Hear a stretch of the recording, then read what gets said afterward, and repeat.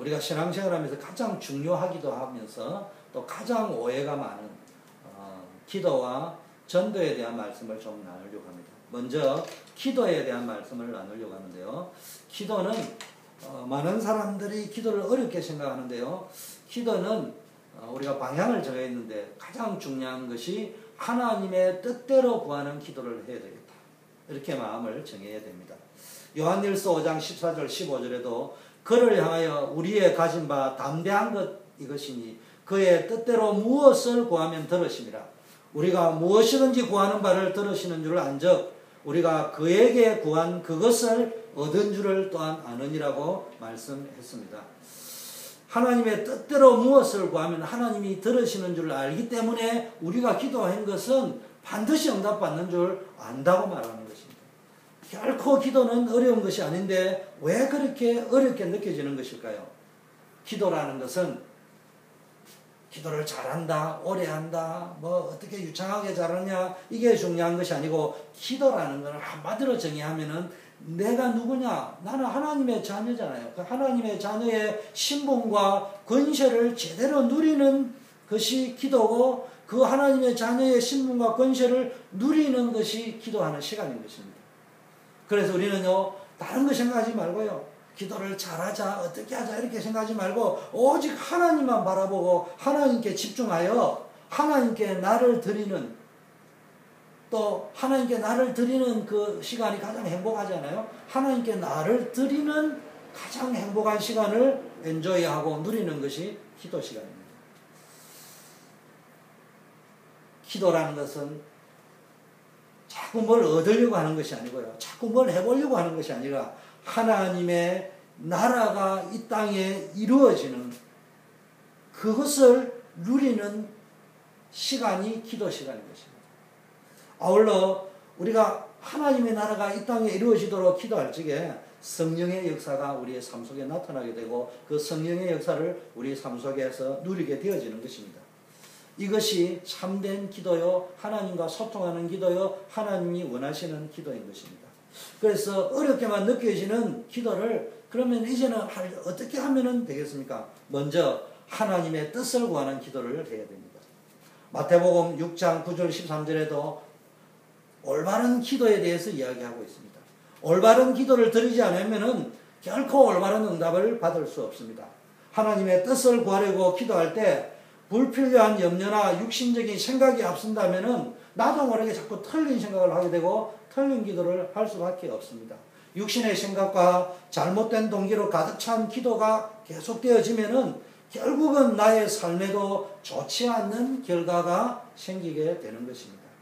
그러므로 이제 우리는 내 뜻, 내 기준, 내가 생각하는 응답을 위한 기도가 아니라 내 뜻이 아닌 하나님의 뜻을 구하며 또 사람이나 어떤 문제와 사건을 대할 때도 그걸 자꾸 풀려고만 생각하지 말고 하나님의 뜻이 무엇인지, 하나님의 계획이 무엇인지, 또 하나님의 뜻대로 그것을 볼 수 있게 해달라고 기도하는 것이 중요한 것입니다. 두 번째는 어떻게 기도해야 됩니까? 또 기도에는요, 하나님께서 마태복음 18장 18절에서 20절에도 이렇게 말씀하셨습니다. 땅에서 풀면 하늘에서도 풀린다고 말씀했습니다. 이 말이 무슨 말씀입니까? 흑암의 세력이 이 땅에 꽉 차 있습니다. 많은 사람들이 흑암에 묶여 있습니다. 사단의 권세에 묶여 있습니다. 이 흑암의 세력은 하나님의 자녀가 예수 그리스도의 이름으로 기도할 때 가장 두려워합니다. 그런데 신자는 기도하는 시간을 제대로 누리지 못하고 있으니까 사단의 유혹에 자꾸 빠지고 육신의 문제만 걱정하느라고 바쁩니다. 예수님은 땅에서 풀면 하늘에서도 풀리고 땅에서 매면 하늘에서도 매인다고 말씀했습니다. 나의 모든 마음을 하나님 앞에 겸손하게 내려놓고 다른 거 아무것도 생각하지 말고요. 오직 예수 그리스도의 이름으로 복음의 비밀을 누리고 예수 그리스도 이름으로 흑암 근세를 끊고 예수 그리스도 이름으로 흑암 근세를 물러가도록 명령할 적에 흑암 근세는 두려워하며 결박되게 되어 있습니다. 그러므로 우리가 예수 그리스도 이름으로 기도할 때 우리의 마음속에 있는 어두움이 물러가고 사단이 꽉 잡고 있는 우리 마음이 풀려지면서 뭡니까?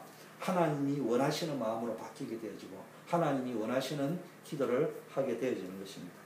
세 번째, 우리의 생각에는요, 확신이 꽉 있어야 되고요. 우리의 마음에는요, 그 구원받은 감사, 범사에 감사하는 마음이 꽉 있어야 되고요. 우리의 몸에는 뭡니까? 우리의 삶에는 증거가 올 때까지 우리는 기도해야 되는 것입니다.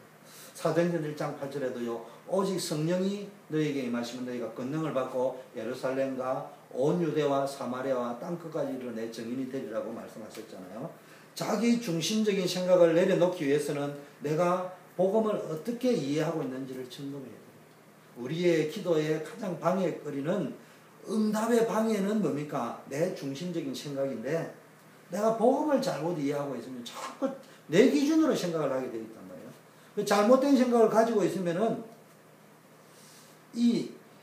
나라는 이 체질, 또 뭡니까?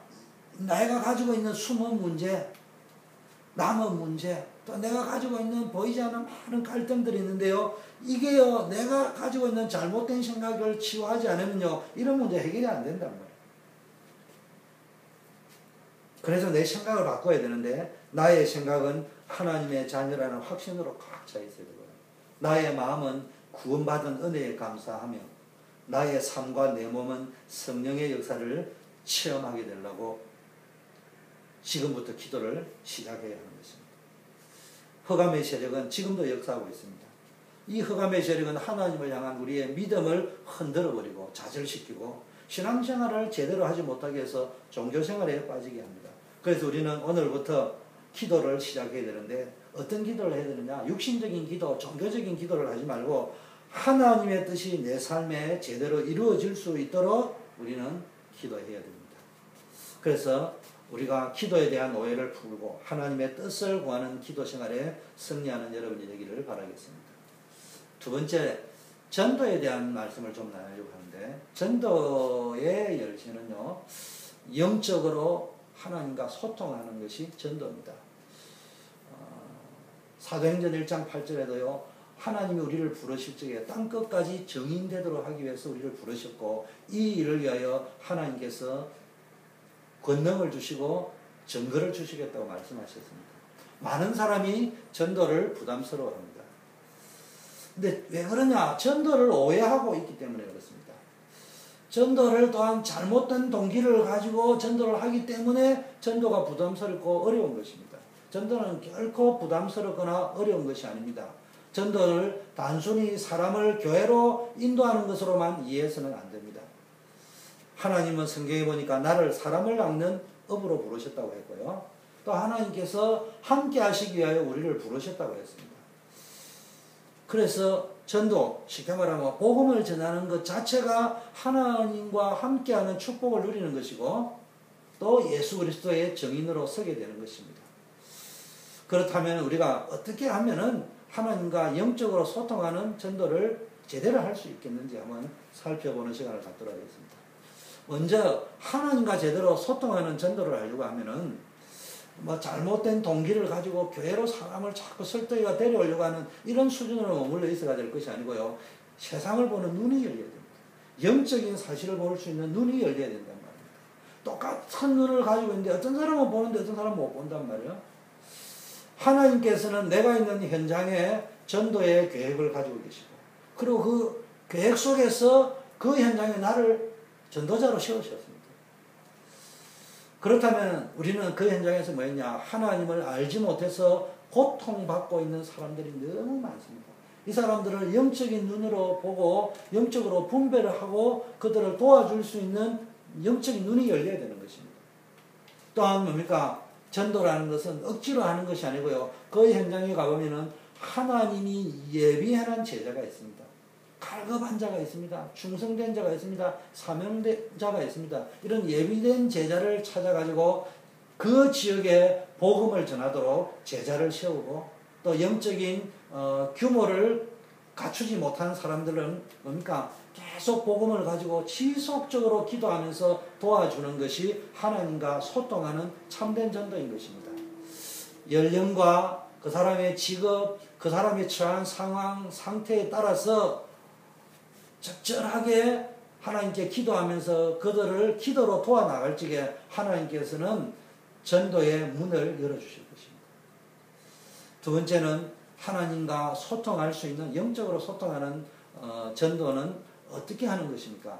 하나님께서 가장 기뻐하시는 것은 특별한 장소에서 열심히 하는 그런 전도를 기뻐하는 것이 아니라 내 인생이 캠퍼가 되고 내 인생이 전도자의 삶이 되어질 적에 하나님께서 가장 기뻐하는 전도를 할 수 있는 것입니다.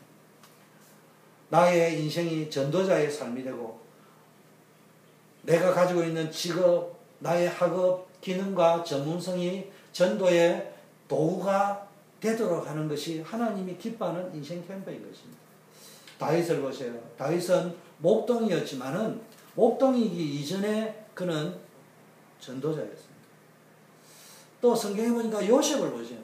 요셉은 뭡니까? 그가 노예로 팔려가고 감옥에 가서도 전도자였지만은 총리가 되어서도요 전도자의 정체성을 잃지 아니하고 세계복음화하는 전도자가 되었습니다. 우리도 마찬가지입니다. 우리의 삶을 통해서 하나님께서 기뻐하시는 인생 캠프가 펼쳐지도록 전도운동이 일어날 수 있도록 기도해 나갈 적에 진정한 영적 소통이 시작되어지는 것입니다. 내 인생을 놓고 전도라는 주제를 가지고 하나님께 기도할 적에 하나님과 영적으로 소통하는 축복이 오고 따라서 응답의 역사가 일어나는 것입니다. 세 번째, 전도는 하나님께서 원하시는 전도 캠프가 무엇인지를 이해해야 됩니다. 하나님이 원하는 전도 캠프를 하면 어떻게 해야 됩니까? 전도 캠프는 미리 계획을 세워서 시작하는 것이 아니고 내가 있는 현장에서 나의 삶을 통해서 지속하는 것입니다.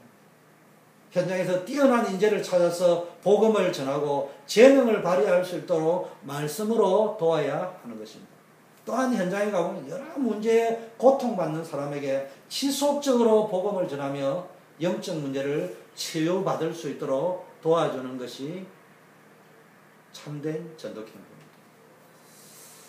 현장에서는요, 그 지역마다, 현장마다, 뭡니까? 그 지역을 살릴 지교회를 세워서 흑암의 세력이 장악한 세상 문화를 꺾는 기도를 시작해야 되는 것입니다.